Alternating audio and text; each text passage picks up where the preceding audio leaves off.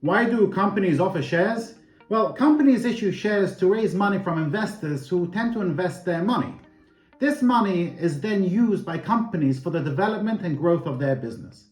By allowing investors to buy part of the company, the management are able to raise capital to put back into the business. For example, they may need cash to invest into other territories or launch a new line of products. And unlike debt, equity does not require repayment and therefore does not stress a young or growing company's cash flow. If the funds are used wisely and the company becomes more profitable as a result, the value of the share price and therefore the business should rise. This means the company and its shareholders are heavily reliant on each other. The company needs shareholders to raise funds, and the shareholders hope the company will use their investment to grow the business so they can make a profit. Investors buy shares to generate wealth for themselves in the form of a return on their investment.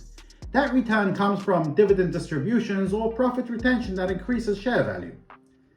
Investors examine the historical and projected financials, the revenue growth, profit margins, return on equity as indicators of potential return. They review the company's goals and strategies. They focus on the management's team that drives the company's accomplishments. When investors have the funds and believe they can generate a healthy return, they will purchase stock in the company. Some investors invest larger sums to obtain a larger ownership stake or a board seat that allows them to influence company decisions. Now, if you want to know what moves the stock market, then watch this video. Thank you for watching and stay safe.